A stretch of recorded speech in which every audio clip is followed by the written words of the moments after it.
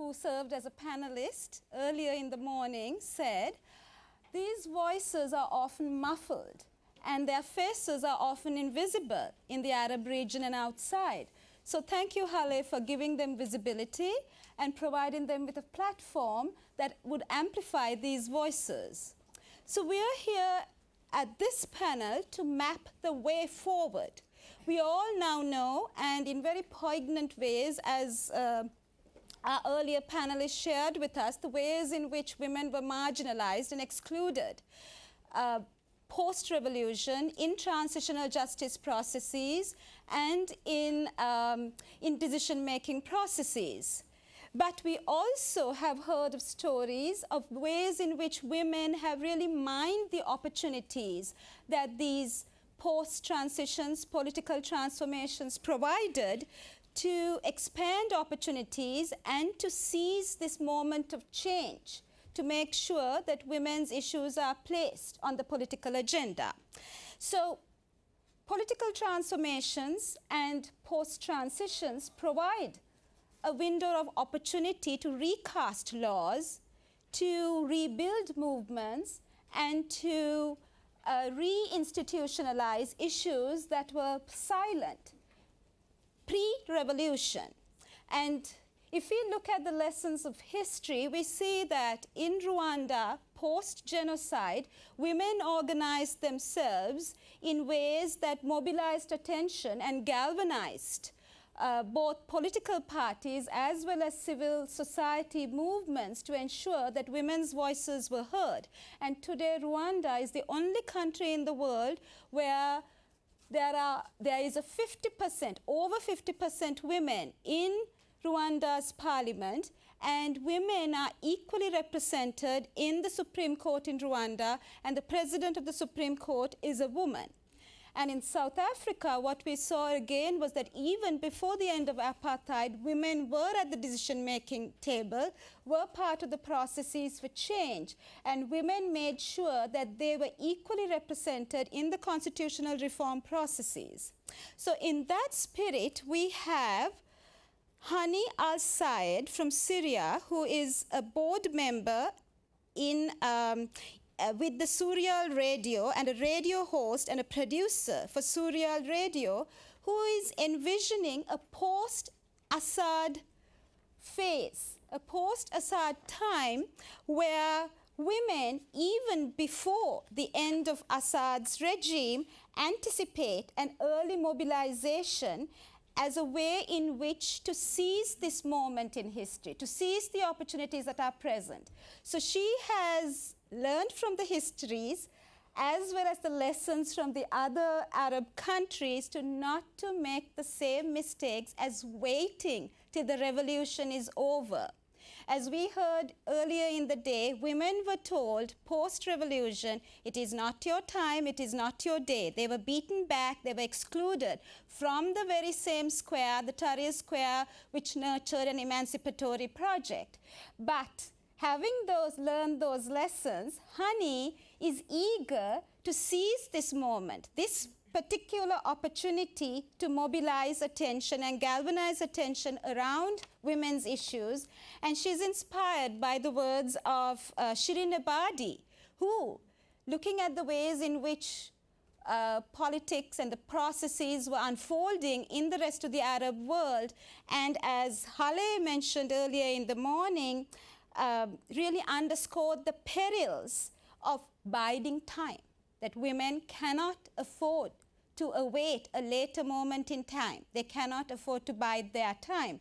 And as Shirin Ebadi says, the best way to prevent what happened to women in Iran is to call for our rights during the struggle and not to wait for a later time.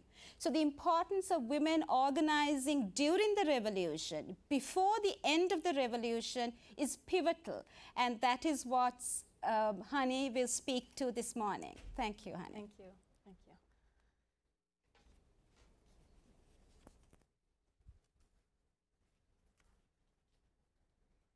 Good morning, everyone.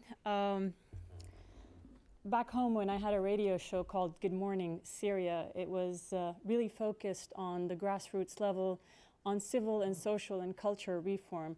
And a lot of things or topics that we used to talk about that were taboo then and controversial and okay after March 2011, it was different for all journalists in Syria. Before I go on, I just want to say thank you to the Woodrow Wilson International Center, and thank you for giving me this wonderful opportunity to be a participant in change among esteemed scholars and academics and women leaders. I'm not an academic, I'm not a scholar, nor a political analyst, but like any Syrian female, I have a voice and I have an opinion that are drawn from my professional role as a radio host and producer back home in Syria in a private radio station, and I'd like to share that voice and opinion with you today. I hesitate to compare the Syrian uprising to the rest of the Arab Spring. It's a different movement and certainly a murky one in my opinion. The Syrian revolution has taken far longer than any other Arab Spring uprising. And this is a testament to the courage of the Syrian people and also an indication to Assad's refusal to hear what his people have to say. What we are witnessing across the Arab Spring countries post-revolution is the emergence of male-dominated societies and also Islamically conservative ones.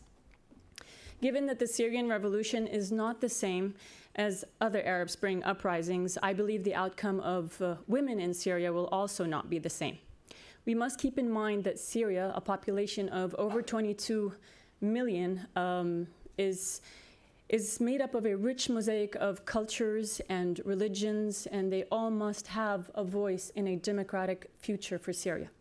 Approximately 61% of the population is of ages 15 to 64, and approximately half are women.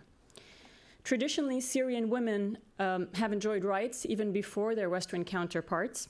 In the famous Battle of Maysalun in 1920, Nazik el-Abd fought with the Syrian rebel army against the French military, and she was dubbed the Joan of Arc. A year later, she became president of the Red Cross, and then she found the Red Crescent. And did you know that in 1949, Syrian women were one of the first women granted the right to vote, also ahead of their counterparts India, Morocco, Greece, and Switzerland. There are just a few examples that I'm giving right now where we have excelled. Still, the Syrian laws undermined the rights of women, and they conflicted with the Sadao Convention. For example, women or Syrian women who are married to non-Syrians, they did not have the right to grant their children citizenship. We also did not have the right to manage our divorce and marriage affairs without a trustee or a guardian. And Syria is one of the top 5 nations in honor crimes, with Article 548 lightly punishing the killers with only 2 years of imprisonment. Today, we know very well Syrian women are active in the revolution, despite some of the rules that constrain us. Our top leaders include Razan Zaitouneh, Suhair Atasi, and a host of others, and the list is long and the time is short, so I won't be able to mention everybody, but let me just mention a few. Last October, human rights lawyer Razan Zaitouneh won the 2011 Anna Podkovskaya Award for defending victims in a conflict zone. Razan Razawi, a blogger, and she was detained twice and now is under military trial and is not allowed to leave Syria, won the Frontliner Defenders Prize for Human Rights Defenders 2012. Our women activists include many who have taken on leadership positions with opposition abroad. For example, Raja Attali is a co-founder of the Center for Civil Society and Democracy in Syria, and she's conducting right now a project called Women for the Future of Syria. Rafif Jrejati is the founder of the Foundation to Restore Equality and Education in Syria and spokesperson for the local coordination committees. She emphasizes the risks Syrian women undertake in documenting crimes against humanity, including rape, as a tool of torture. She says, we need to mentor our emerging women leaders and help position them to play leading roles as Syria heals and rebuilds itself. Meanwhile, Prominent actresses such as Meiskaf, Fadwa Sleiman, along with increasing number of media personalities, have publicly denounced the Syrian government's brutality, and they've done so on repeated occasions. I see these professionals and my colleagues, as well as the leaders I have referred to, as playing a central role in assuring equality for women in post-Assad Syria. So we have lots of work to do. Syrian women must overcome first the double injustice of a conservative society pre-revolution and a conservative armed opposition in place now. We must overcome the poor representation of women in opposition councils inside and outside Syria. For example, the Syrian National Council's bylaws called for 30% women representation, but current representation is less than 10%. In many cases, women's representation is almost non-existent in local councils and leadership in the revolution in the provinces, except for relief initiatives in the area. If the past and present are indicators for our future as Syrian women, then we as a nation may very well experience years of unrest. But the price we are paying is very high, and to honor our victims and to honor our dead, we must avoid the mistakes of other revolutions. The time to heal will be very extensive for Syria, and Syria will never be the same again. I'd like to think Syria will be reborn, molded into an image we so crave. We can alter the potentially grim outcome that involves a long-drawn conflict, civil war, a fragmented Syria, Islamic extremism, maybe all of them. But we need to be realistic today, and we need to prepare contingency plans. Whichever scenario will play out, the role of Syrian women needs to be defined today, not post-Assad. So what we do today determines our future as women and Syria overall. We can begin to prepare Syrian women to take an active role across the spectrum of society. We can look to friendly nations for guidance, but we must make our own decisions. To begin with, we must develop civil society organizations and embrace the concept of true non-governmental organizations.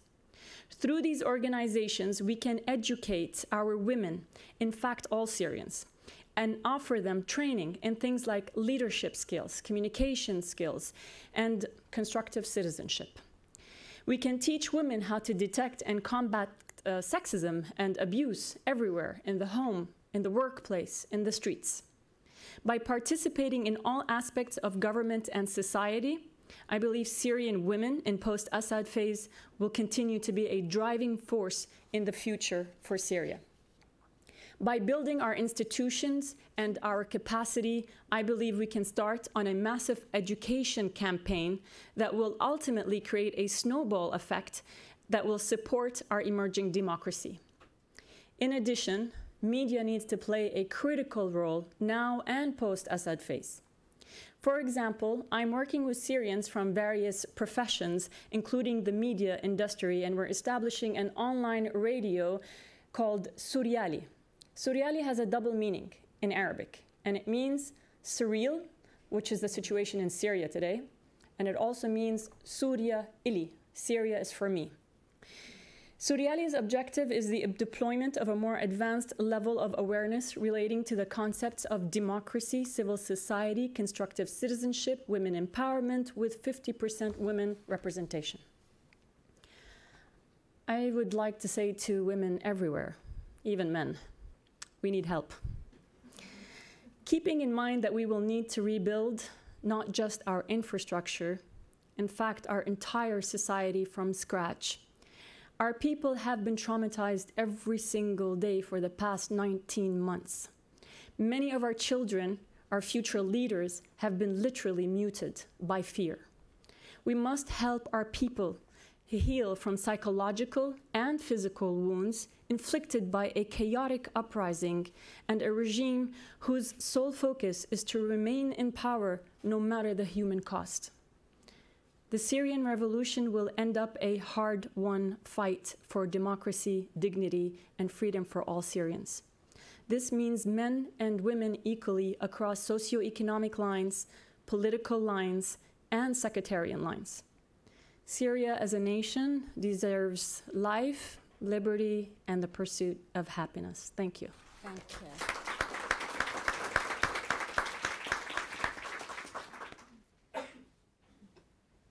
Thank you, Hani, for those very insightful observations. As many of you probably know, a recent United Nations panel report to UN Human Rights High Commissioner Navinathan Pillay established rape as a weapon of war during this period. And moreover, there is an online petition to repeal the Penal Code provision on 548, which allows rapists to marry their victims in order to cleanse their crimes.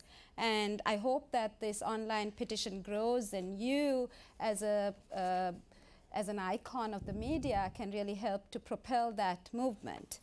I'm now going to ask our friend from Egypt,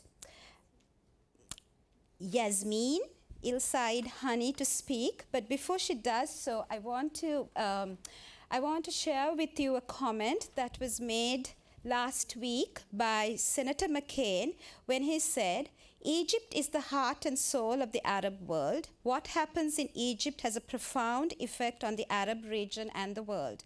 We all undoubtedly agree with him. But he also said the future of Egypt lies in its economy. But today I want to say to Yassmine that the future of Egypt lies in its women, and I think all of you will agree with us. We saw how women were beaten back on March 8th when they reassembled on Tahrir Square.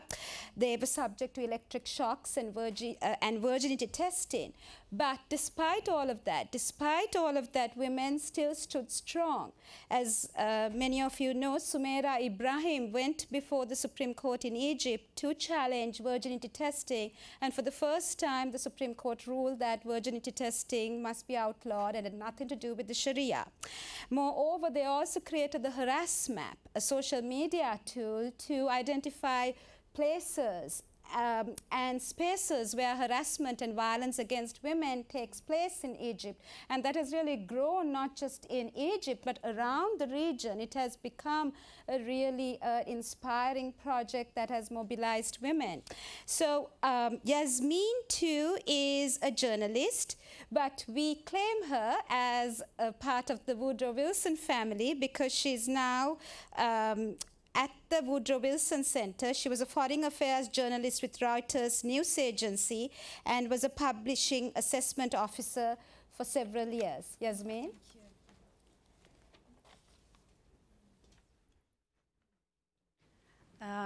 Thank you very much for this introduction. Thank you very much, Dr. Hala, for getting me this very interesting opportunity to be here and speak to you all.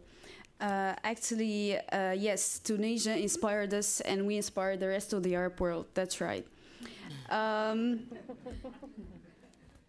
It's actually it's a very huge responsibility on Egypt and on Egyptians to pay care and importance on each and every thing that is going on in their country, because they are being watched by the whole world. Actually, I was very much concerned with some opinions that wanted to jump up to conclusions and say whether the Arab Spring is a real spring or not, a flowery or not. I think at Egypt, the picture has not been yet completed. We deeply believe in Egypt that the revolution continues and will never stop unless we get our country to be better than before. It's not, no word can be said whether the developments have boosted the prospects of women in Egypt to secure better status or not, because everything is going so fast and is developing too quickly to want to perceive properly and to react. But we are all on alert since January 2011. I would say that the female intensive participation in the revolution since day one, which was very much vital to the success of the revolution, was not for gender issues. They just went down to the streets for the same reasons men went down to the streets. We had the same demands, really. However, their intensive participation actually planted the seeds of their public and intensive participation in the public sphere. We saw the photos of the female martyrs on the same screens with men martyrs, gaining recognition and cherished and appreciated by the whole society. This actually also posted their exposure to the public sphere. We saw Samira Ibrahim case against her experience with this horrible virginity tests, which actually spurred a nationwide uproar and drew massive rallies to support her during the court days.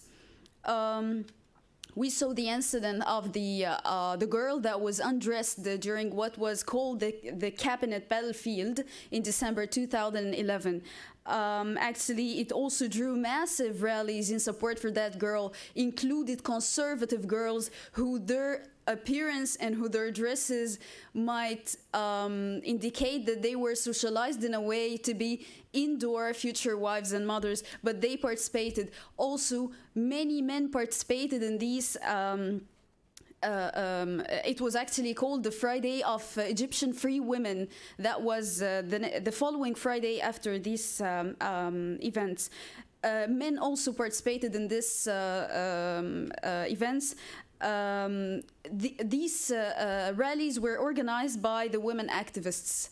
So it was organized by women activists. By the women there were not carrying banners for equality of women or gender issues or stuff like that, but they were feeling that the insult was actually against them all and that they have to stand up and show that they are there, alert, and will never shut up for such insults.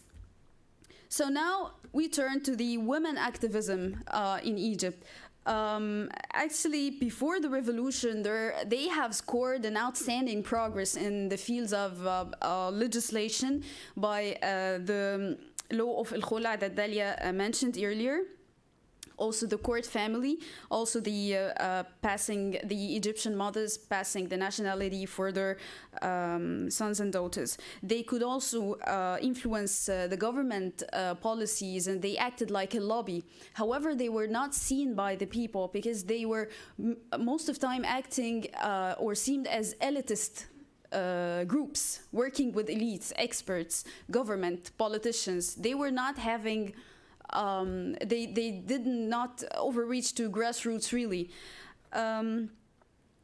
After the revolution, the climate tends to be a very tough polarization climate, with all political parties and sides trying to polarize people and gaining new supporters, making use of everything: religion, media, money, everything. No exception, and no exception among the political parties, and no exception among any potential tool that can be used to gain new supporters. The women organizations and the women activists have to operate within these very tough givens in the political climate.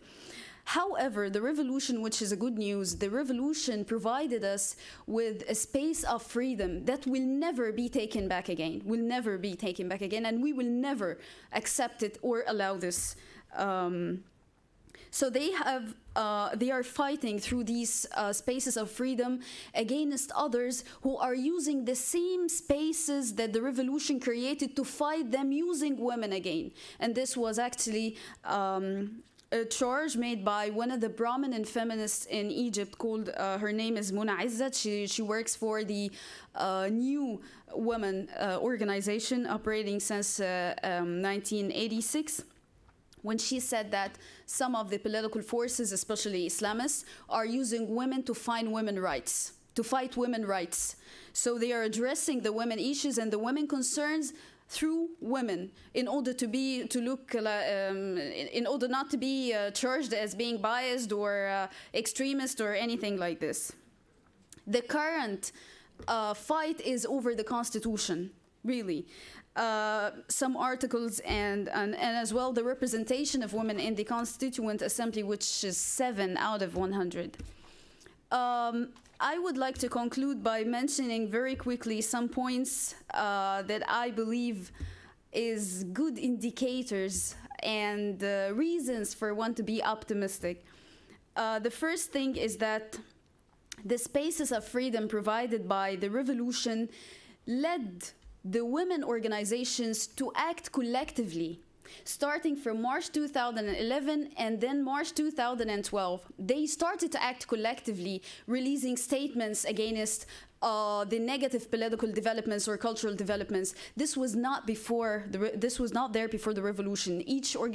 They were acting in a very sporadic way. These were scattered efforts. However, after the revolution, they started to act collectively. We had youth initiatives like the one on combating sexual harassment.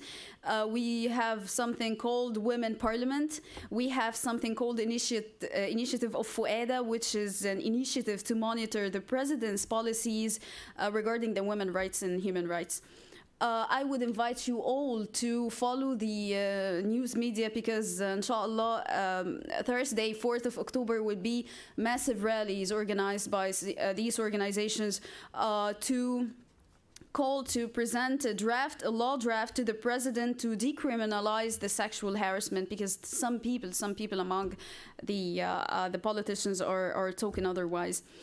Also, we had very harsh criticism that is being posed to one of the advisors of the president, the new advisors of the president, when she talked about the FGM and CEDAW agreement, and said that people do not, the agreement, yes, Egypt signed the agreement, however, it does not cope completely by our traditions.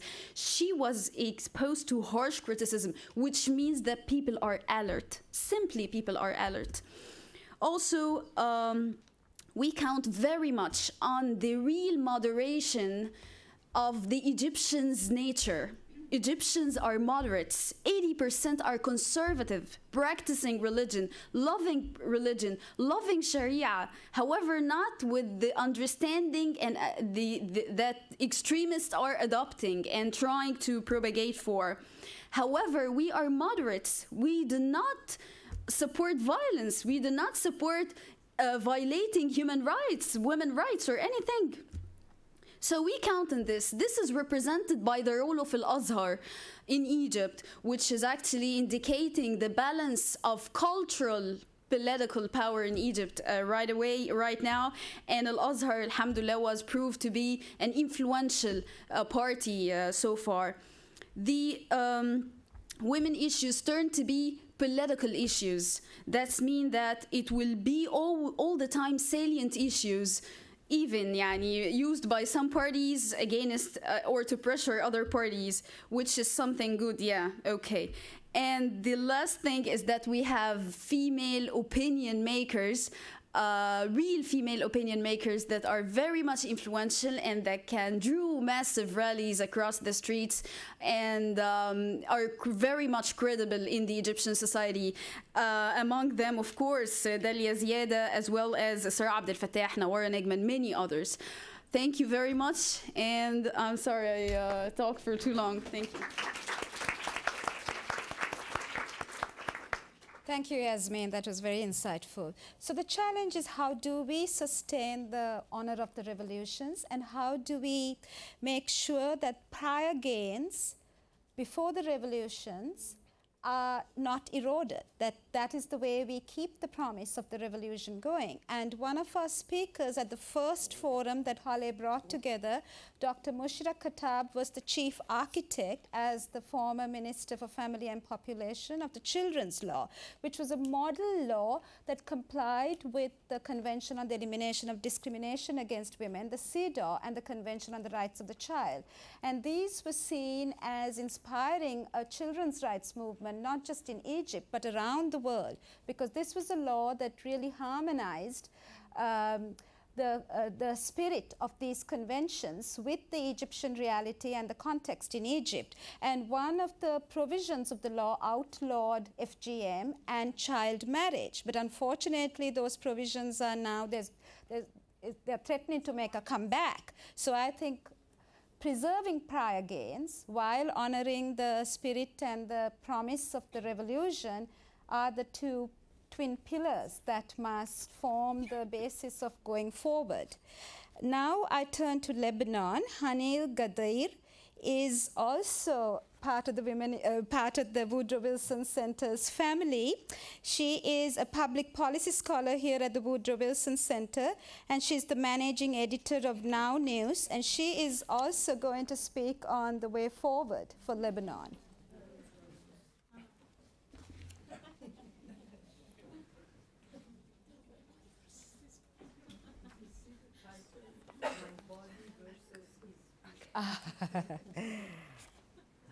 Hi.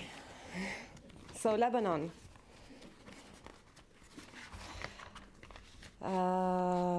Okay, Lebanon is always, Lebanese always considered themselves to be the center of the region, if not the world. And now after the Arab Revolution started, suddenly Lebanese people felt, like they started shrinking in shame and felt that they actually don't understand anything about democracy and how to make real changes. And speaking of women, Lebanese women particularly feel that because they can wear short skirts and dance in pubs all night and do whatever they want, they felt like they are the liberal women and no one else is the liberal, and no other woman in the region is as liberal and free as them. But in fact, the situation in Lebanon is even worse than a lot of parts of the region, even before the revolution, because we are not only controlled by one dictator or one religious institutions, we are governed by 18. Okay, thank you. So ironically, Lebanon was the only country in the past couple of years that did not witness a revolution to topple a dictator, simply because we do not have one. Our malady is the sectarian system that provided us with various little dictators, each over his sect, his, not her, of course. These little dictators are not just individuals in power. What rules the Lebanese sectarian communities is the power triangle: the sectarian leader, the religious institutions, and the man of the house. And this triangle makes women the common weak link in all communities. Because of the dominance of this triangle over family life, the sectarian system divides among women in Lebanon, weakening their collective struggle and giving them the worst end of personal status law across all sects without exception.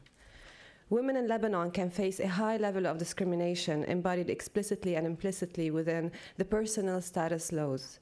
Lebanon has no civil law to govern family relationships. These are regulated by religious laws belonging to the 18 religious sects that exist in Lebanon, and they all discriminate against women. This hinders women's participation in decision-making and subjects them to violence without any special legal protection. Despite the obvious negative effects of this system on all Lebanese, not only women, depriving them of real citizenship, the Arab Spring did not push us to the streets to change the system or demand our citizenship. On the contrary, our disagreements over mundane politics and the fear of each other made most Lebanese seek more than ever the protection of the power systems in their communities. Of course, Lebanon was not and did not become a haven of stability and prosperity. What is happening in Syria did not stay at the borders. However, the revolutionary spirit that swept the Arab street made its way into Lebanese hearts and minds. But if there was any significant street action or demonstrations linked to local Lebanese issues, women's civil society groups were the most apparent, genuine, and the least politicized. The Arab Spring opened the streets for women, and in the past 18 months, women hit the streets to demand rights they have been addressing for years. They felt it is time to go to the street and create their own spring with a small s. Has the spring been successful so far? Yes and no.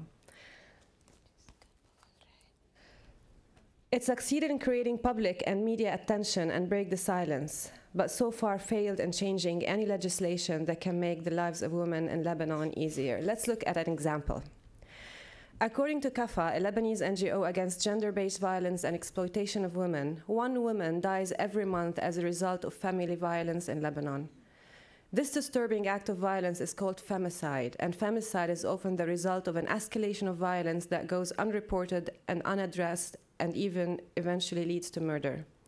As long as we don't have any protective mechanisms for women in Lebanon, and in the absence of a legal guarantee, women and girls are constantly reluctant to report abuses. Khélifa worked hard to draft a law against domestic violence, accompanying with a strong lobbying campaign and street action. However, until the government decided to form a subcommittee to discuss the issue. However, the committee included a group of MPs delegated by their own parties that in turn coordinate strongly with the religious institutions. Go figure. In addition to criminalizing marital rape, the original draft bill creates specific sentences for perpetrators of domestic violence and allows women and children to quickly seek restraining orders. The country's highest Sunni and Shiite religious bodies have both come out against the law. In Lebanon, neither marital rape nor domestic violence is criminalized by legislation. Consequently, a section of the anti-domestic violence law that would criminalize marital rape was removed by the parliamentary subcommittee. These are some pictures of the demonstrations that took place in Beirut. This is basically women falling in the streets, indicating that one woman falls every month as a result of domestic violence. And the blue bra, we all remember the blue bra. So these are only just to give you some color of the streets, what's happening, what was happening during these past 2 years in Lebanon. This guy's everywhere, actually.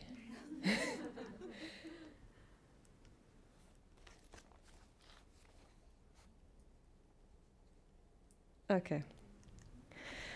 Dividing lines. The Lebanese example sheds some light on the future of women in the region. During the Arab Spring, all women joined the demonstrations in the streets because they have one enemy and one goal: to topple the dictator. Now that most of the dictators are out, women will start to realize that what divides them and hinder their success will be bigger than what brought them together.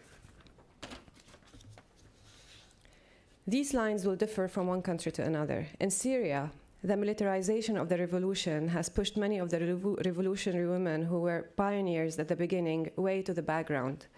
Their original peaceful calls for freedom and citizenship had to suffer under the unfortunate but necessary militarization of the revolution.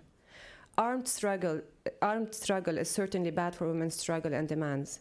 We in Lebanon know this very well. For the past 40 years, our rights were always postponed because there were always more pressuring issues and priorities. Another dividing line is religious institutions. Now many women in the region will start to realize that working under religious institutions or with their permission will not lead anywhere, while others will refuse to join certain women's rights campaigns because they honor religious institutions. This is also something we've learned in Lebanon.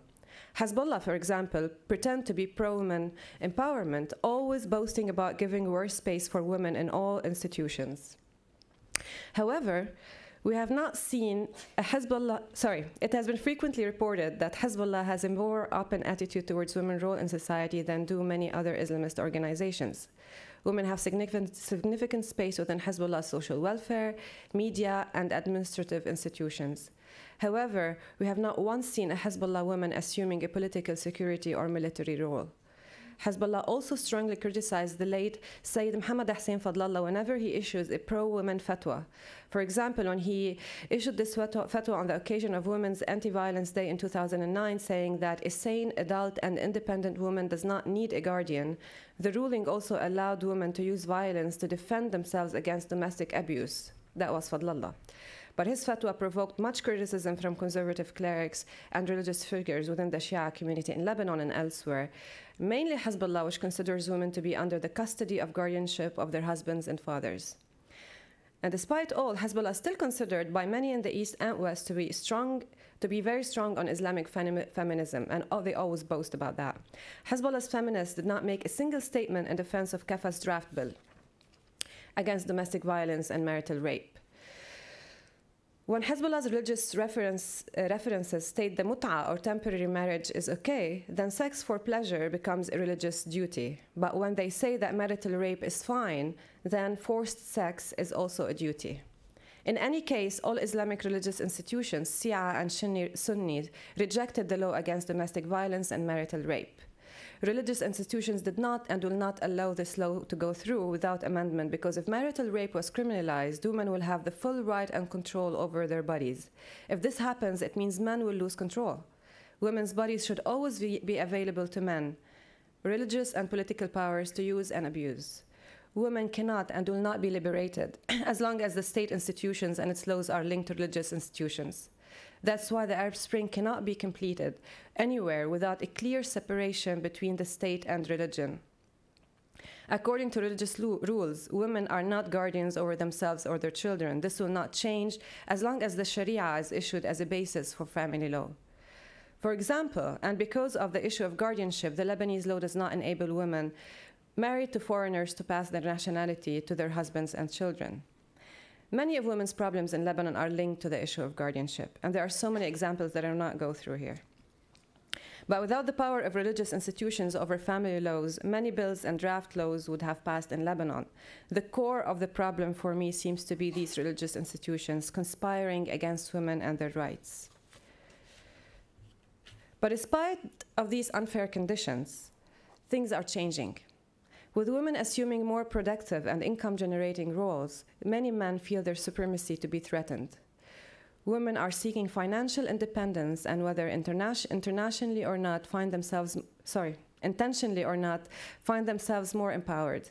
My mother wouldn't be able to leave my father and be independent if it wasn't for her financial independence. As soon as she started working and became less financially dependent on my father, she started to stand up for him, but he also started to feel more threatened and became more aggressive. But eventually she won because she was more powerful, although he is protected and she's not. But that's exactly the trick. She became powerful because she was not protected. She had to fight on her own, and that's what will empower women in the region. They are fighting on their own, in their own ways, and in their private spheres, parallel to their public fight against laws and institutions. The danger really sometimes is hidden in the margins, disguised sometimes by sexy titles such as Islamic feminism. This is a contradictory term. Islam and feminism cannot work together, and polygamy and feminism cannot work together, cannot coexist. These feminists are now growing in the Arab world, presenting themselves as the real agents of change, that is, that change that will happen from within. It is true, change is better when it happens from within, and that's exactly what the Arab Spring was about. However, these Islamic feminists are part of the institutions, and in many cases, the ruling institutions, and they cannot really inspire change. When Islam becomes part of the political system rather than a matter of personal and spiritual choice, women's rights always suffer. Islamic feminists tend to ignore issues that are core to women and their right over their bodies, like sexual rights, including homosexuality. In my opinion, the Arab Spring made it obvious to the people that if any change needs to be made, it has to be drastic and radical. No more small steps or negotiating with powers, political or religious. The Arab Spring was about people changing things themselves without waiting for any permission or approval. That's exactly what women should do. Make big strides and take what is theirs by their own hands and bodies. In Egypt, Islamists are amending the constitution against women and their rights over their bodies. In Syria, women and their bodies are used as political tools. For example, the Syrian regime has been using rape as a main tool to control rebels. Women in rebellious towns and villages have been raped in groups and in front of their children and families to push their male relatives to the dangerous verge of revenge and violence, so that the regime could confirm its civil war theory. Freedom in the Arab world cannot be complete without freedom of women, and women's freedom would still be flawed without sexual freedom and without the right to one's body. Islam is certainly not the solution in this case. Islamic feminism is too slow for our times, and the only solution is a clear and strong path towards separating the state from religion. Without a strong action in this direction, and as long as we keep on depending on enlightened fatwas here and there, the future will be really bleak for women in the region. And I just love this one, don't you? Thank you very much.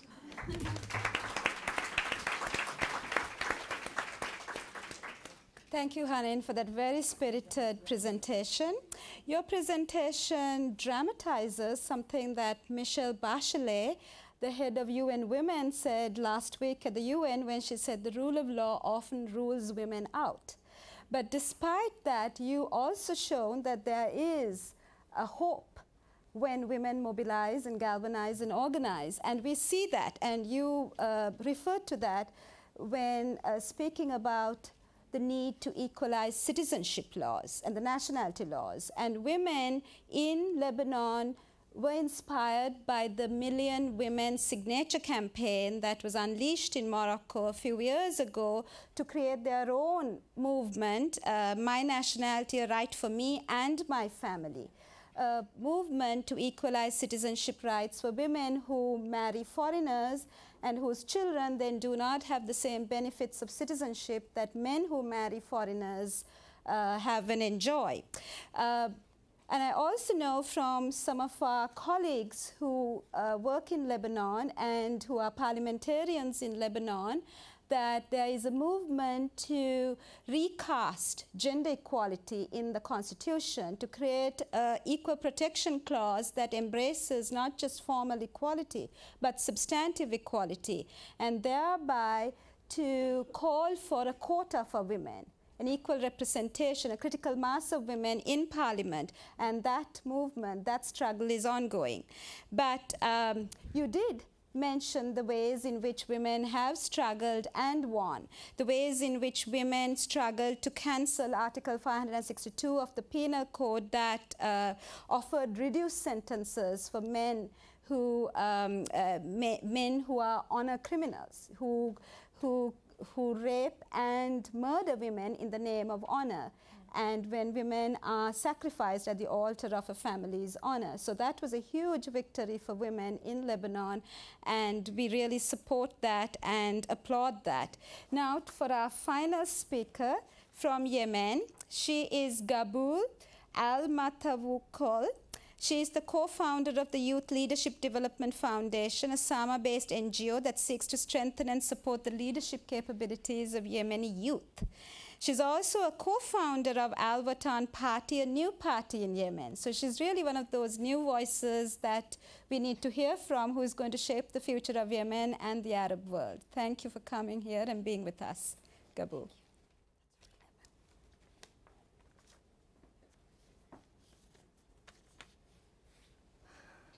Can you see me?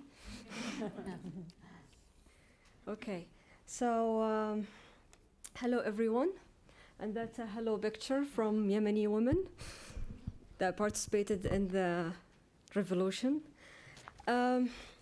Actually, I don't usually participate in Women Talk.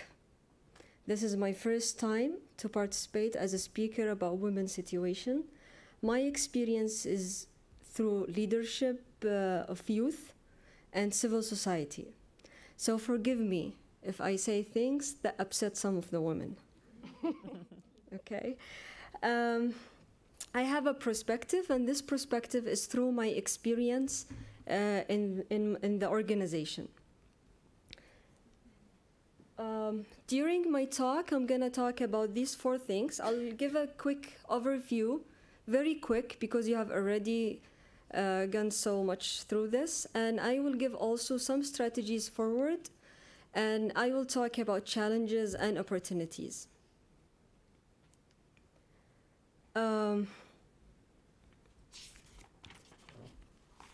Now, everybody is saying that women played a pivotal role in revolution, which is very true. It's very clear in regardless to what is the role of the women they played. They have been there in the streets demonstrating, and this is very obvious, and they have been raising their voices. And in one of the reports that's written by Save Our World, they said women, when they went to the streets, they were asking for civil state, they were asking for justice, they were asking for better economy, they were asking for general issues and public things. They still asked about for women issues, but still they more were interested and went there to the streets for the general better life for Yemen. And what happened then? I really think the women participation is simply like a bubble burst. Okay, I like this quote very much from a lady, also from the Save Our World report. She said, political parties only support women when they can benefit from it. And actually, this is what happened. This is what happened exactly. Women have been used politically, and then when they don't need them anymore, they have been marginalized. And I can say a simple thing about it. It's happening in Yemen. Like our president, Hadi, we have a new president, by the way.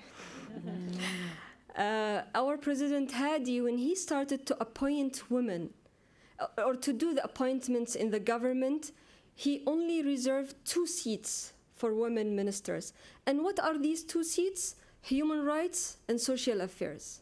And I'm wondering, where's women in defense, in planning, and finance? And there are no women as a governor, as a deputy governor, as a deputy of these ministers, as an ambassadors abroad. Come on.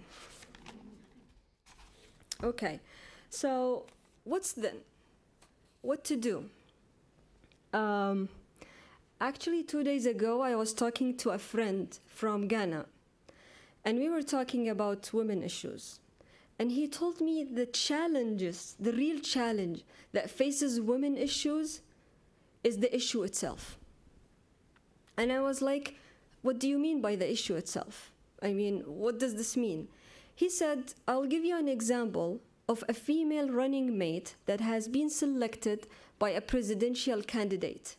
She goes into the radio and she started to talk about how women important, how women caring, how women building the next generation, how women are flowers. And he said, I would like to hear about her policies and not connect this to her womanhood. And I totally agree with this. I mean, what are your policies for everybody, for the country? And this is the whole point I'm talking about, especially today, is like, I think a way to go forward is the first thing, is women participating in public and general issues. We don't want women for women. We would like to have women for community, women for justice, women for everybody, women for all Syrians, if the Syrian would like to learn from the previous people. So I like the word when you say women for all Syrians. Yes, that's what they need. We need to prove as women that we can work for everybody, for all, and we can play a leadership role for that. I think that's what's going to take us through in the Arab world.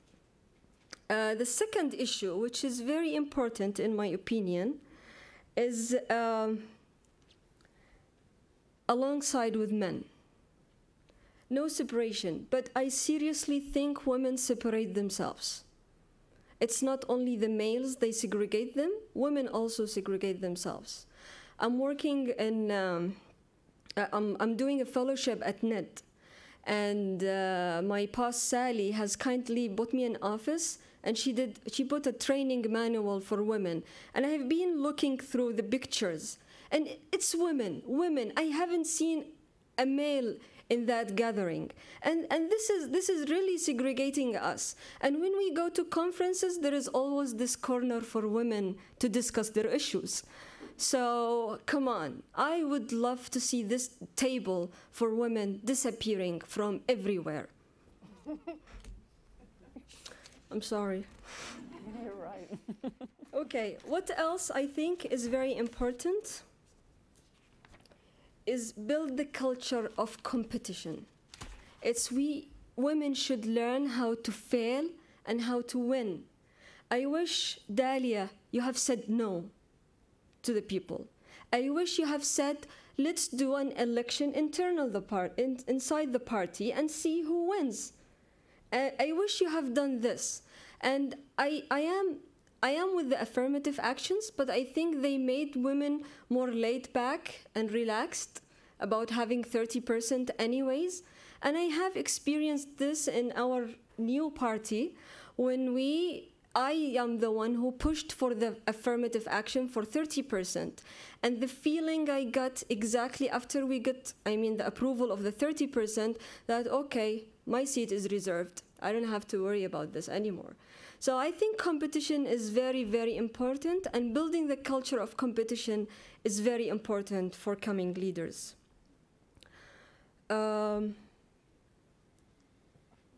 I think also enhancing young women leadership. Young women. We can work on the young women. And we have new growing NGOs, new growing local parties, political parties. So why don't we, from the beginning, we talk about women, not participation, not empowerment, leadership. And we do the affirmative action to help them building their capacity to be leaders in these places. And also in civil society, the existed organizations, like those who have been there for 10 years or 15 years, they do not give space to younger women to get into the leadership. So I'm just trying to find easier steps for women and easier channels, private sector. So women are really deprived of powers. 2 minutes, right? Left. Okay, good. So women really are, they are participated, but they are in the bottom. They are deprived from being in power, which is money and authority.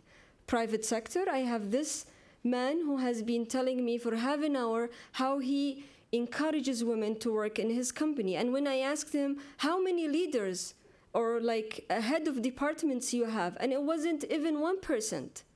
And is this because of him? No. This is because of the women in their company, in his company, did not ask to grow. And he was very open for that.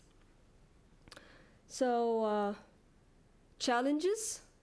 I don't know, it's written in Arabic, but that's very clear.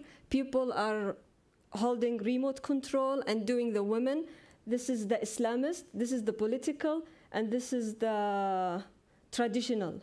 So everyone is doing whatever with the women. So they are politicizing the religion, which then in women issues. But they are also politicizing the women issues. And they are using women for some political conflicts or gains. And we have to be very careful about this. Opportunities, which is the bright side. I think we have a great opportunity. I liked Yassmine when she said, the picture is not complete yet. Yes, the picture is not complete yet. And we have to get there. And there are so many ways to do that. For Yemen, we have the GCC initiative, for example. It says 30%. So let's go and use this one. You have the society, there is a lack of leadership. And how come a lack of leadership is an opportunity? Yes, because, for example, in Yemen, they're looking for leaders, female or a male. They are looking for someone to get them out of what they are. And they don't care if it's a male or a female. So that's our opportunity. Thank you very much. Go women. Thank you, Gabool. You will be happy to know, Gabool, that the Wilson Center's newest program, the Global Women's Leadership Initiative, shares the same mission that you so eloquently articulated, the mission of inspiring a new generation of women leaders who will be at the decision-making table equally with the men in making the decisions that shape their communities and their countries. I have 2 questions to our panelists, and then we will open up the floor. My first question to all of you, and this flows from the issues and the concerns that were raised in the morning's panel too, as well as by most of you, is that legal change alone is not sufficient. Legal policy and institutional change is not enough unless it is followed by cultural change, that there has to be a change in cultures and in the ways in which men and women look at these issues. And so given the fact that all of you are representatives of the media in your country, what is the responsible role that the media can play in transforming a patriarchal culture in your communities and in your countries? And I just want to share one very poignant example with you to highlight what this question that I'm asking. And I'm asking this of you: how can the media play a role in good governance, in democracy building, in nation building, and in gender equality in both big and small ways? Recently, when Pakistan's 37-year-old foreign minister visited her counterpart in India, a 72-year-old foreign minister, this meeting was historic. It was the first meeting in 10 years. And when she went to India, the focus was not on the issues, the pivotal issues that were being discussed, but on her clothes, on the pearls, and on the bag that she carried. And the headlines, the Times of India headlines shrieked, "Pakistan puts her best face forward," you know, alluding to the fact that this was a very beautiful young woman. So you completely shifted the focus from this historic meeting to trivialize women leaders, especially young women leaders. So using that as a starting point for our conversation, I'd like to ask each of you to focus on the responsible role of the media in shaping a new discourse. Yes. I want to answer out of experience, 7 years as a radio host and producer, as I mentioned earlier. The show was a morning show, and it was an apolitical entertainment show. However, the messages were socially political, and it was a responsibility as a media personality to really focus on the grassroots, as a lot of my colleagues said today, because I'm a believer that if you want reform, real reform, you need to start from the bottom up. I mean, that's why the Arab Spring is not complete, because our real issue is not just toppling a regime. It's choosing the right one again. But are we ready to choose the right one? So we as a culture, we socially, and we as Arabs, we're not ready yet. And it's also the media's responsibility to focus on such messages as social and cultural and civil reform through their programs. It can be done in various ways. It can be in big campaigns. It doesn't just have to be radio. It could be radio, TV, NGOs. Just, you know, like we said, it would be a whole snowball effect. And the way I did it back home was I was focusing on the mass, so I simplified the messages, and they weren't direct messages, because I realized that Syrians are sick and tired of people telling them what to do, or a government telling them what to do. So they needed a voice to, you know, lift their consciousness and their awareness in a more simplified and entertaining way, but still getting the messages through. So for example, every year I made sure to talk about sex education, and it's a morning show, it's not a night show. And we talked about homosexuality, we talked about everything that could be a social taboo for a conservative society, just to break the ice and start lifting awareness and changing the way we behave and deal with each other as a conservative society. And I just want to say something, that really democracy starts from the house. Yeah.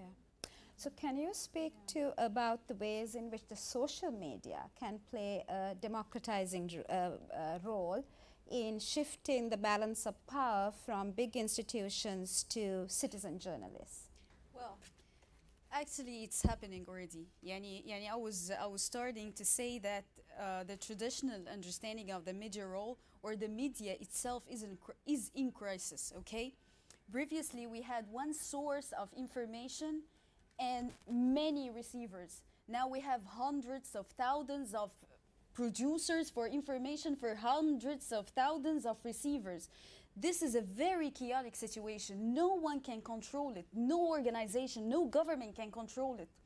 So and this actually creates what I would like to call circles of trust among the media and among the audience, everybody will choose afterwards to follow certain source of information because this is the credible source of information for him or her, and will not listen to any other source of information. What is very important about this is that the new media is becoming a battlefield, okay, for politics, in politics generally.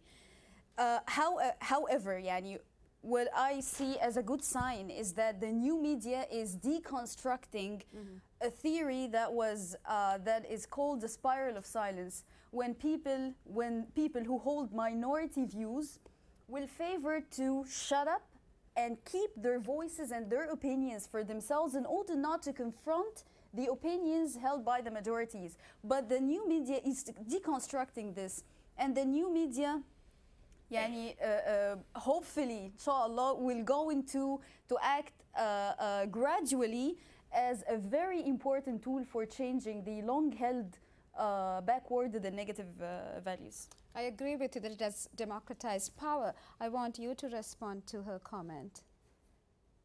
To respond to her comment, yes, or to your question? Well, to both. Yeah. Okay. We have the same problem in Yemen about media, and it's misused, and it's only like creating more conflicts between political parties and things like this. So I have great hope usually in the younger generations to do something different, and to create more neutral media that could go to the normal, ordinary citizens in Yemen. One of the things that I think media, back to your question, is publicizing role models, young women role models. We have somebody who started to do an assessment about who's the second line leaders of women that are not in the front line.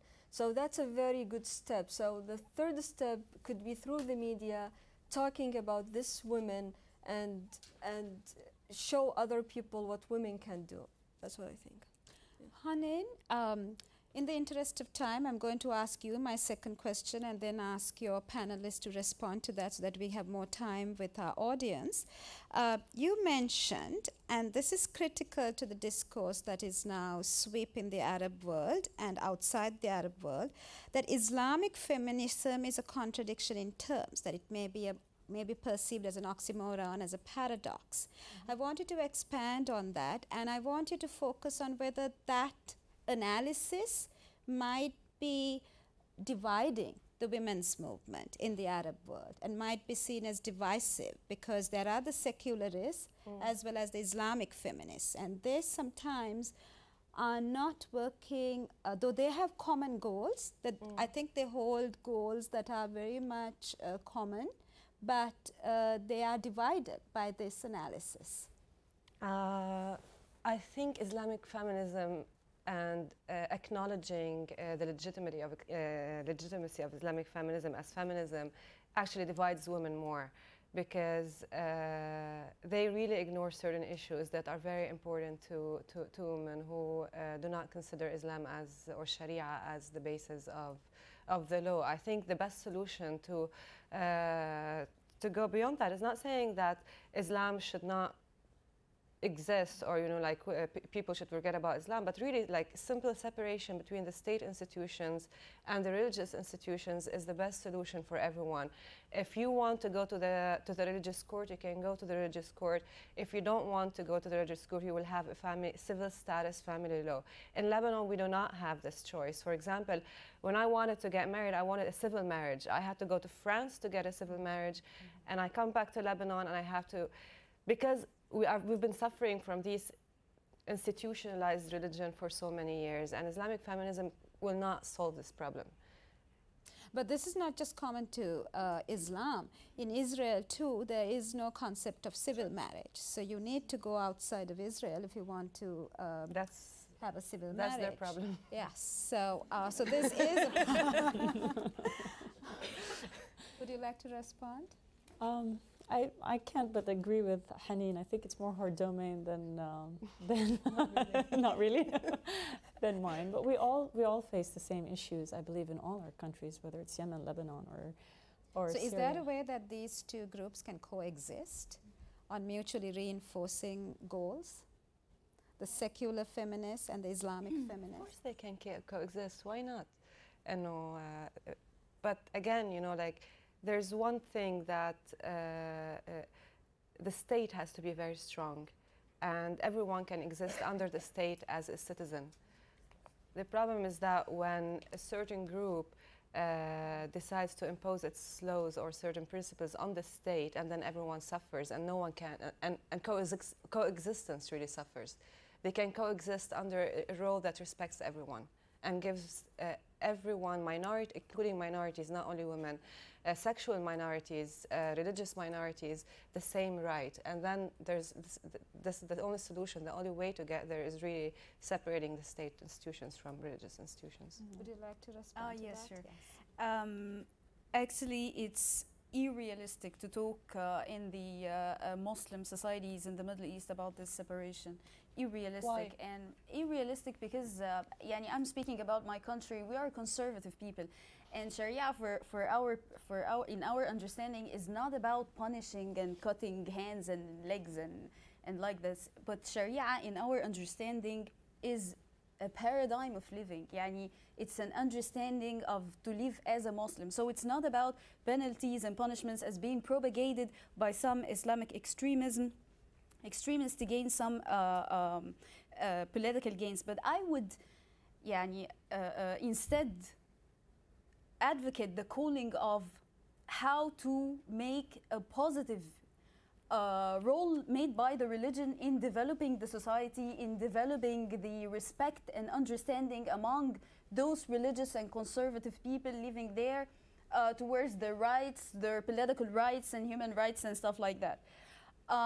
When you're saying that Islamic feminism and Islam and feminism do not match, I don't think it's an issue at all. In my opinion, I would prefer to talk how Islam and not Islamists, because there is a huge difference. How Islam address the women's rights, how Islam talk about the women role, how Islam talk about the women issues generally, but not especially feminism in its very strict, historically developed concept or term.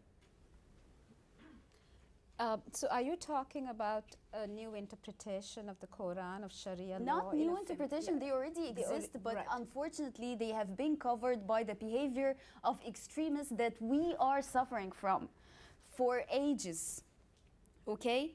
And this is the real suffer. We are Muslims, but we are not Islamists as political Islamists, because they are adopting certain interpretations, extremist and fanatic interpretations of Islam. And in Islam, there is no hierarchy, religious hierarchy, that you can resort to in order to make one word about the struggle or the argument. So it's open for everyone to make use of his mind, to interpret the text and then consult with others. And this is what actually makes the case that there are many behaviors for many Muslims. And this is what we suffer about this issue of stereotypes and stuff like that. But this is very huge details. I'm giving Hanin the last word on this. I really need to give one small example, and then I will really shut up. Why not really separating the state from the religious institutions? Why, like, Turkey's done it and it's working fine, and Muslims are living really well in Turkey. And if they want to wear the veil, they can. If they want to get a religious marriage, they can. And another thing, like, how can you really interpret the text as a Muslim and explain polygamy and the Islamic views against homosexuality and other. Really, there are certain issues that cannot be like really, there cannot be allowed under Islam. I'm not talking about extremists. I'm not talking about Islamist parties. I'm talking about really interpretation of the text. The most enlightened people, clerics in Lebanon, like Fadlallah, who was a great guy, and I have very good personal experience with him, but still, there are certain issues. He actually allowed women to use violence to protect themselves, and this is like, I salute him for that, but still, there are certain limitations. He will not allow homosexuality, and this is a huge right. You know, like homosexuals have right, and they suffer in Lebanon. He will not allow abolishment of polygamy. This cannot be explained really if you interpret the text. Just say we respect all religions, and but the state is secular, and everyone will have the same rights, and everyone will enjoy the same rights as citizens. Why not? Okay. Why not? You want to add to that, Yassmine? Okay. Very much briefly. Yes, very much briefly. But this is the debate that's going on in the region, so it's important to hear your voices, and you represent the two different sides of the debate. I wanted to ask her a question, if I can. I just wanted to ask if so do you believe that in Egypt, for example, that the Islamic Sharia should be law in Egypt? Yes. Yes. Sorry. Yes. Sorry. Raise your voice. My question was to my colleague that if you believe Islamic Sharia should be law in Egypt, for example, should be. Okay, very briefly, okay? Back to your comment about the separating. I have made a research about the development of the Egyptian public opinion throughout 2011, okay? Like half of the population of the Egypt, and this depended on very much distinguished national polling firms, okay, and not private firms or anything. And I compared the numbers, and I found that half of the Egyptians are opposing that religious clerics to be involved directly in politics as to hold political positions. But they, and the other half, was supporting them to give advice for the rulers if they asked, okay? Because the usage of religion during the amendments that was in March 2011 actually sent shock waves to the Egyptian public opinion when they saw how churches and mosques use religion to draw people to support a certain cause and a certain stance within the amendments. So people are religious. You can't, you can't reach out. 80% are conservative, and this was also in my paper. 80% of people are conservative and are practicing the prayers. What about the 20? This is the majority. You are talking democracy or not democracy. This is the majority of the people. Can I say something about this? The majority of the people. Yes. The majority are conservative. Addressing them with unrealistic discourse. This is the second point very quickly about homosexuality and whether Islam approves it. Islam does not approve it. What's the problem? The person who chooses to be a Muslim, so he chooses to abide by all the religion gets. My point. And anybody who does not want to be a Muslim, he's free. Yassmine, I think we all agree, I think all of your panelists, fellow panelists agree that there is a pluralism in Islam. And I think with that, I want to ask one of our earlier panelists to join the discussion. Thank you, both of you, for raising. It's very important. Okay, thank you so much for the very hot discussion. Yes. Actually, I agree with Yassmine that it's true. The majority of the people are religious. And for this simple fact, we don't need to have Sharia as a law. People know very well, even from before, that thank you. People know, we know very well that, for example, a girl should not marry without asking the permission of her father. This should not be written in the law, you know. You should not have an affair outside marriage system. Should not also be written. So because we are religious by nature, let's say, we know our limits. Yeah. So we don't need a politician to dictate it to us. Right. Because actually giving Sharia to a politician or giving religion in the hands of a politician, this is a very classic model of abusing religion in politics and abusing politics and religion is simply giving them a double-edged sword. The first one who will be killed by this sword is the people, for sure.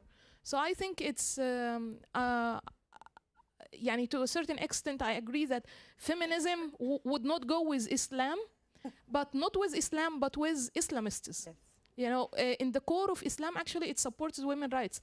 A colleague here mentioned how Khadija was a great woman. She was a businesswoman. She was traveling on her own without mahram or without taking a permission. You know, she had her own life. But later on, we put our, sorry to say, Bedouin culture or Arab culture. We only covered Islam with it, like, and you know, this is the mix. Another interesting point that was mentioned here before the mic goes away by our colleague Gabool. You said you want this issue of segregating women should disappear. I really hope so too, but the fact is that women are not isolating themselves. We're fighting really hard to be there, to be all the time, to mention we should be there. And the reason why we should focus on women's rights and emphasize that there is this entity that's called women and should be united together, should be always mentioned, women issues, is that I believe that man and woman are two wings for the same bird, which is society. For Egypt, for example, to succeed, both men and women should rise up. Not only men, not only women. And for any country in the world, men and women should be equal first for the country to rise. So what's happening now is that the wing of the women is completely broken. And the other wing is insisting on keeping it broken just for feeling good about themselves, you know. This mustache thing, I love it. This is exactly what men in our world are thinking of women. So I think it's essential to keep talking about women and emphasizing that there is something in this world that's called women, and it should go in parallel with men. Thank you, Dalia, for the clarity of your thoughts. I have lots of questions. First you. I will go down the down the lines. Yes. Down the rows. Hello, it's Khalid from Bahrain, and I must say there's been some fetish for women's rights, and not that I'm against women's rights or anything, but for example, in Bahrain, we have huge violations of women's rights, and then we have a governmental committee at the same day probably of where women are being tortured in prisons, having a lecture or a workshop about women's rights and how we could progress women's rights. So my point is, let's forget about women's rights, because if we try to focus on women's rights, on men's rights, on gays' rights, we won't end. I mean, we fool ourselves if we say that the problem is about women's rights. It's about the culture in its totality. And we should start by fixing the culture, and only by fixing the culture will women's rights be there, will gay rights be there, will everything else be there. And the thing is, if we try to solve the problem in this politically correct or neutral way by saying, let's use social media, let's have better laws and so on and so forth, this doesn't really solve the problem. The problem will always be there. Conservative people will not let their daughters go on, and like, so I would like to have your remarks on that. And my last point is that women themselves, although they would very often say, we're pro-women's rights and so on and so forth, they would be in a way against their own rights. So I would like to have Thank you for your comments. questions. You had a question, sir? Yes, my name is with the Pakistani Spectator. And my question is that when you Arab ladies are going to have any prime minister or head of state in the Middle East, and I'm asking this question because, you know, my sister's name is Yassmine in Pakistan. I saw that Muslim are not, in terms of, you know, moderation, they are not behind. I've been in Dubai, and it was like I was in Europe. And look at Pakistani Benazir Bhutto. I mean, she was Muslim, but being a prime minister didn't deprive her from her religion. She was educated here. She probably dated here. And in Pakistan, she used to do tasbih, or it's called rosary, just to show people that she is Muslim. And her son is having affair with Pakistani foreign minister. She is 11 years older than him. So I mean, religion doesn't stop us from what we want to do in our normal life. Why would it stop Muslim women to be head of state or to get their proper share in Muslim countries' bureaucracy? Thanks. Thank you. Your point is well taken, sir. And you? Yes. I just wonder. You. Yeah, you. Yes. Don't wonder. Sahar Kamis from the Department of Communication at the University of Maryland. A quick comment and then a small question about feminism and Islamic feminism. It's a topic I actually wrote on. I just want to say that we should acknowledge multiple forms of feminisms with a plural S rather than a single form of feminism that has been coined or phrased or operationalized within a Eurocentric or an ethnocentric perspective, because Western writers themselves have started to question this whole notion of feminism imposed from a top-down westernized model and imposing it indiscriminately to other countries or other nations which have their own peculiar, unique culture, tradition, and religion. So I just want to put this on the table just as something we should bear in mind when we talk about feminism. We're talking about multiple different forms of feminisms that can take different shapes in different societies. It's up to the women themselves to decide what they consider to be, what they cannot consider to be part of their own self-definition of their own feminism. And the question, since I'm a communication professor, is the role of new media or social media in the coming stage after the Arab Spring. You all ladies are activists, and I assume you have used media in different ways, in different forms. What role do you actually see for online media in the coming phase, in the post-revolutionary phase in these nations, for women to claim their rights? Thank you. Thank you. I'm going to ask you to, Hanin, to answer this. The role of social, I'm not going to go back to the Islamic feminism. I think we've covered this. And I just want to ask your question about social media. I think social media is becoming much more powerful because basically we saw that in the Arab Spring, how it was used. Women can also, all women activists are using social media very well. The problem is that sometimes I have a feeling, I'm not an activist per se, but I'm a journalist. I've been a journalist for 12 years. And with the beginning of social media and how it was employed later in the past 2 years, social media is really sometimes serving traditional media. Traditional media is what people see. It's the TV, it's the radio. Very few people, actually, only the young generation use social media, and only the educated ones use the social media. But the problem is that the traditional media decides what to take from social media, and this is a problem that we need to challenge. There should be, like a strategy for social media activists. They should have like really good training on how to build editorial policies like any traditional media, and this is not yet, doesn't exist. An example of that, for example, in Syria, there's a campaign called Lajiat La Sabaya. It's very active on social media, but have you seen it? Have you ever heard of it? No one have ever heard of it, unless if like you're active on social media, you know what's happening to these women. Otherwise, because the traditional media and the region, they're not interested in women and their issue and the revolution, so they don't pick on these issues. They pick more on armed struggle, political, hardcore politics. So training, editorial policy, and more awareness, I think. And just to add, and a full-fledged campaign. So it's not just social media. It's got to be all kind of media to help. And the technology or social media or media as a whole, whether it's now or later, it's helping us have dialogue. We're collaborating with each other, and we can plan, and we can talk, and we can basically say what's on our mind. And we're doing this now, and we need to continue doing this in the future. And the most important part is we're networking as societies, or as Arabs and as Westerners, and this is very important, and it needs to continue.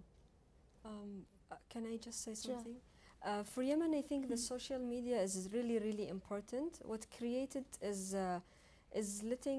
give a chance for female to discuss with males. It's like mixed environment, which is not allowed in Yemen. Like they don't have the space to do that. But in the Facebook, for example, so much discussion is going between males and females, and that helped a lot. So more women into the social networks and using them from their houses is really great. Yeah. Just adding to all what have been said about the social media and its future role. Yeah, unfortunately, the social media inside developing countries generally are confined to certain classes and certain levels, and that's for their full operation and perfect functionality lies within a certain layer, and it's actually in contrast with what many people are thinking of about the Egyptian revolution, that it turned that like 3% of the protesters only who were following the news on the social network, okay? But the bulk of protesters were not following the news, were not using social media. So I would stay hopeful that using the social media, which is for people like in gates for entering the game, the political game, is quietly expanding across the middle class, inshallah, to the lower class as well, because there is a strong appetite for all Egyptians across all classes to enter politics. Yes, you. Yes, you. The mic. Thank you. I wanted to add, to come back to the religion place in the... Sorry, but just to give a comment on that, as the debate is ongoing in Tunisia too, but it seems that there is a consensus that Islam is our religion and our identity, part of our individual identity, but it shouldn't be the source of law, and that we are introducing universal human rights as source also of law, and that equality between citizens shouldn't be linked to religion but citizenship. And the place of religion is more linked to political scene, where we saw in the campaign that lots of people used it as an argument to attract political parties and to go behind one candidate that maybe is shown as a protector of Islam, and the others are shown as Mekrant, Kuffar. But it seems also that the consensus is going to separate in the law politics and religion, and that the state should be protector of all religions. It means to preserve the neutrality of worship places and not to make mosques or churches or synagogues open to anyone just to go and make political parties propaganda, but just do that their service as a religion person. And another comment about democracy, because I heard that 80% in Egypt of the people are religion and conservative, so it should be the law of maybe the whole country. But we're having also these kind of remarks in Tunisia, but democracy is not about a majority ruling and the minority following and shutting up, but we have to find a consensus. What is the common point between all of us as Tunisians, for example, or Egyptians or Syrians or Yemeni or Lebanese? What is the common point? Where can we start? And to my point of view, it should be citizenship before religion. Thank you, Omezzine. Thank you, Omezzine. One last question from you. To the second row. Thank you for this great discussions. I am from Turkey. I want to talk about Turkish experience about the Islamist and feminist women's movement. What I want to ask is about, first of all, I want to talk about the recent development from Turkey about the women's rights reforms and new gender equality policies realized in Turkey. It was because of the new common ground built by both feminist and Islamic women's rights actors. What I observed from Turkey is real steps forward, going forward for women's rights movements can only be succeeded a new strategy of coalition building between the feminist, secular, modernist, Islamist actors and religious women's rights actors. I don't mean all kinds of fundamentalist Islamist women, but there are religious women's rights actors all over the world. I mean, all over the Arabic countries. Turkey is not Arabic countries, but is Muslim countries. So what I want to point out that there should be a common agenda for women's rights issues, but also there are a lot of borders between the feminist and Islamist. For example, sexual rights is not easy to come together to build a common ground for women's rights issues. For example, abortion rights is always a problem for Islamist women in Turkey. But I want to ask a question. Recently, in Turkey, feminist and Islamist feminist women's rights actors get together and on a public policy to eliminate domestic violence against women. I think it's really common ground to build a collaborative actions. I want to ask this questions. Is there any possibilities to get together on the issues of to eliminate domestic violence against women in each of these uprising countries? Thank you for sharing your experience from Egypt with us. There's only time from Turkey. There's only time for one of our panelists to respond. Who would like to respond to the possibility of domestic violence lawmaking? I couldn't respond because at the moment we're trying to deal with being tortured and raped every day. So I can respond post-Assad maybe when we figure out what's going to happen. Good. So with that, I want to thank our panelists for a vibrant and dynamic and such an energetic and lively discussion. But I want to close.